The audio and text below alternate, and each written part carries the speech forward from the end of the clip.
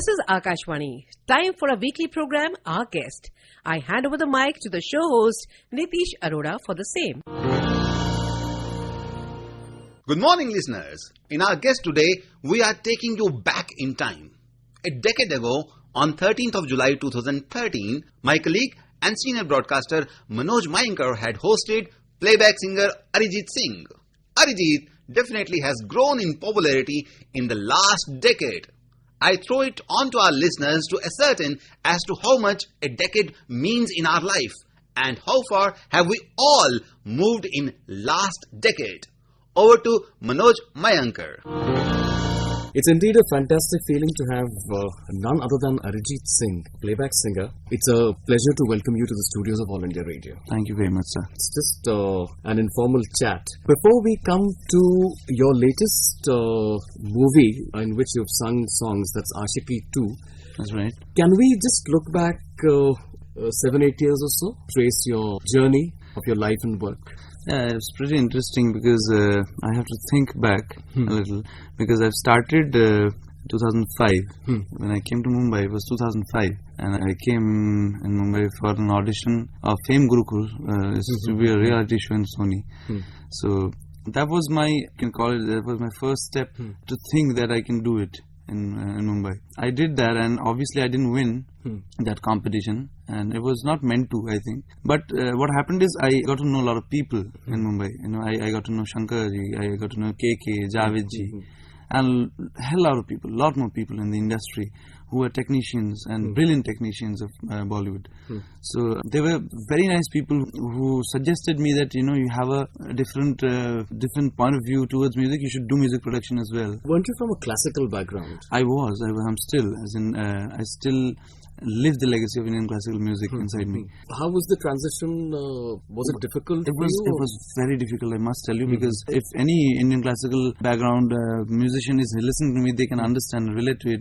Because Indian classical music is very chilled out music, and it's kind of a practice, and it's kind of a divine thing, basically. So you prepare yourself towards nothingness. But suppose if you're transforming into a professional singing job, you know, in Bollywood, and that's the overall world is very fast in Bollywood.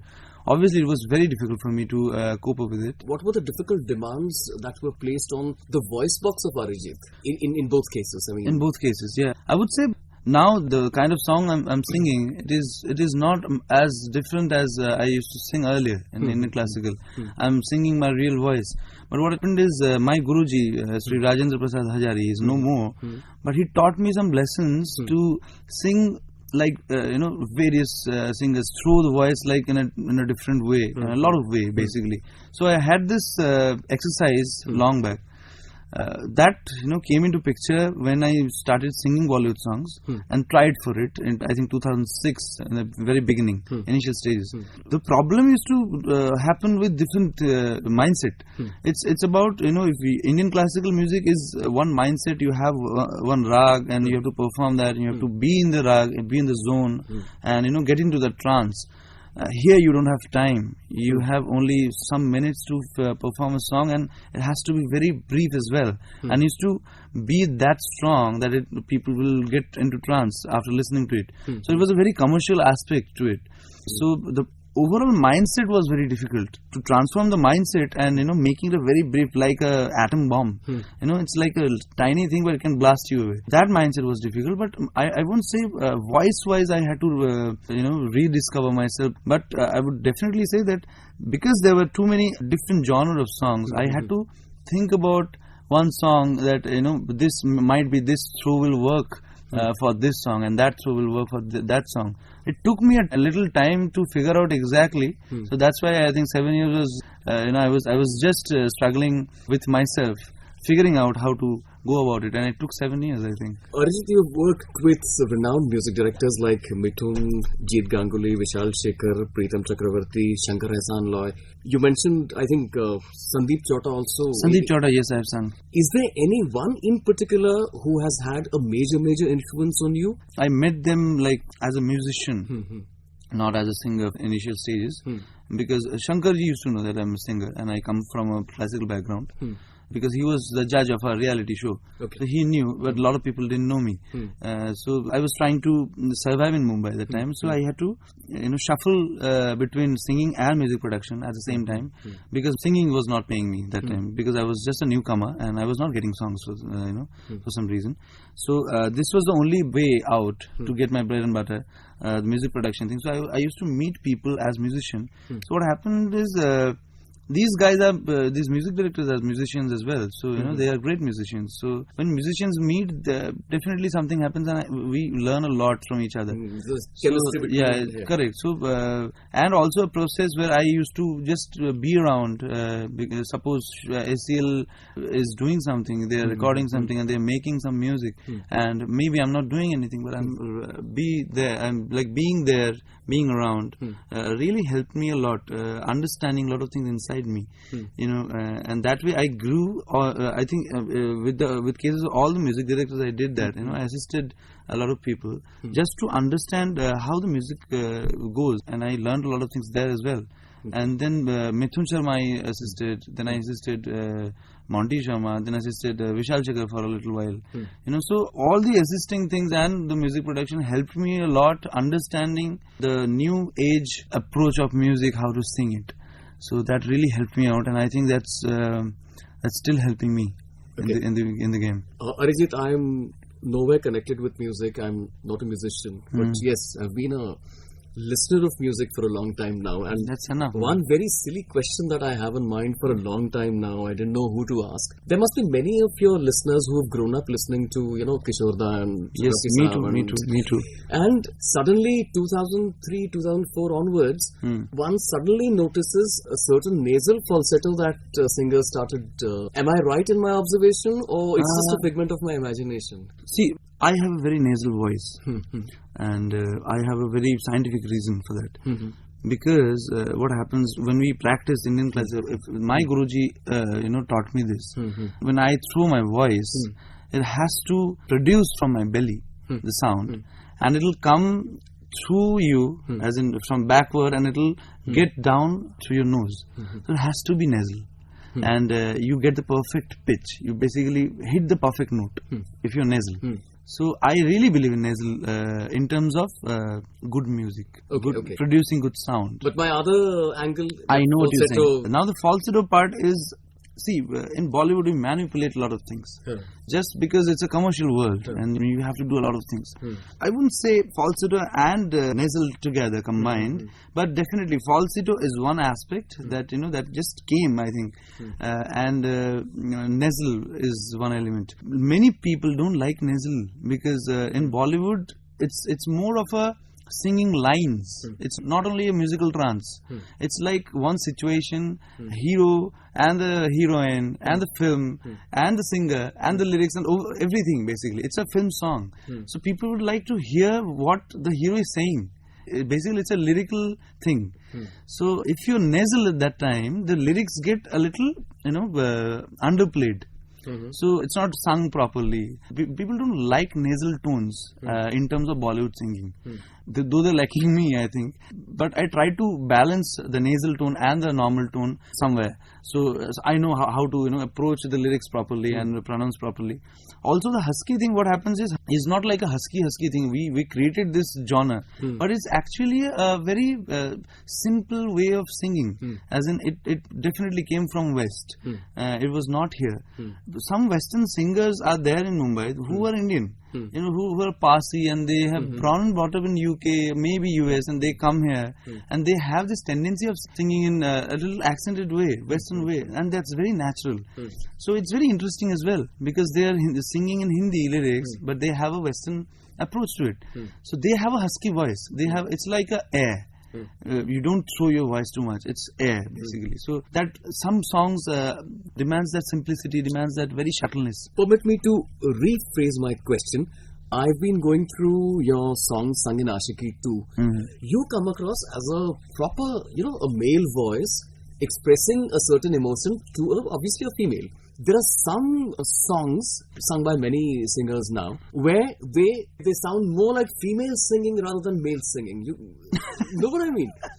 a certain nazakat or a certain delicateness attached to their voices. I am told it sells. Is it true? This is genre as well, I would like to tell. Okay, then many people can think that it's not malish, and it's not manly.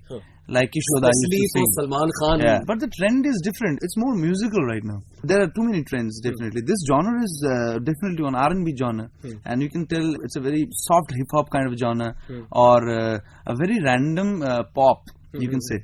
Like Backstreet Boys, like Ricky Martin, like Enrique. They have a very manly voice, but at the same time, they know a technique to modulate their voice in a different way. And sometimes it feels great. When Ash King sings I Love You from Bodyguard, I was blown away. So this is basically how to take out the best in the songs. Basically, music directors also definitely want to make a change in terms of technicality, in terms of a little variation maybe. So this genre is nice and I like it. I know many people won't agree with me, but I like overall Old music. timers like me, especially. Yeah, maybe. But coming back to Ashiki, because Ashiki 2, because one finds a very refreshing change in the way you've sung the songs. Tell us something about how you got connected with Ashiki 2. Yeah, that was very interesting because Mukesh ji, Mahesh ji has been, like really big guys and in terms of music, because they have done really well. Every film they have a very good song, very romantic song, very melodious song. So they understand music pretty well. Yeah. So I sang Phir Mohabbat for Mohit Suri. That was Murder 2. And that was a Bhatt production, obviously. So I was introduced in Bollywood. So they knew my voice. So then after that, what happened is I sang like couple of songs after that, after Murder 2. I sang for Pritam Da. I sang for Vishal Shekhar. So all that thing was happening. I sang for Chirantan Bhatt. The Chirantan Bhatt was a Bhatt production as well. So what happened is by that time I was done with some songs with Mithun. He composed it like long back, and I guess Mukesh ji heard those songs, of Mithun's that I have sung just like that, like a scratch. So he knew my voice. For some reason, because he knew that this guy has sung Phir Mohabbat, this guy has sung one song from 1920, Evil Returns, and then this guy is the same guy who's singing in I'm hearing in Mithun's song. So he knew my voice. But that was not all. What happened is I sang Tumhi Ho long back. It was 2012. I've sung after Phir Mohabbat I've recorded. I didn't know it was Ashiki 2 song. Whenever Mithun calls me to sing anything, I just go there and I don't even ask what is it, what's the project. Because it's a project, you take care of it. I am just a singer, I will sing it and I'll leave. So obviously I didn't care much, but I loved the song. Then what happened is suddenly I get a call from Mohit. I was working with Pritam and Mohit was doing Crook. In that time I was very friendly with Mohit because I used to work as an assistant. So he needed a lot of things, so I was interacting with him. So we had to talk about the film sound and this and that. So suddenly he called me and he said, "Ki brother, how are you? You have to sing this, try these songs of mine. I'm doing one movie called Ashiki 2. We're remaking the thing basically. It's a different story altogether, but you have to try. And Jida is doing the music." Okay. So I said, okay, I'll do it. I'll definitely come. So I went there and I met Jit Ganguly for the first time. And I tried 5 songs. He said, Mukesh ji has a concept that because Ashiki had a voice, one voice, that was Kumar Sanu. And they are planning to launch a new voice as a voice of Ashiki 2. So it's a legacy basically. So they want to find out. So I sang and then I was out of it. So they figured out a lot of voices. They found out a lot of voices, and they tried. They made other singers sing the same songs. So they were like an audition, very informal audition. But suddenly Mukesh ji called me one day and he said, "Beta, you come and meet me." So I went and he said, "We tried a lot of singers, and but we like your voice as it is. How you sung the songs. I want you to exactly emote the emotions in the song." And please go ahead and give your best. That's how I got Ashiki 2. Until that time I didn't know that I'm going to get it. So it was very exciting for me as well, because these days you don't get 6 songs in a movie. So it's a big thing, and also it's a very prestigious project for them, for me, for everyone I think who's related to this movie. Given my best towards this album. Fine, Arijit, it was nice talking to you and wish you all the best.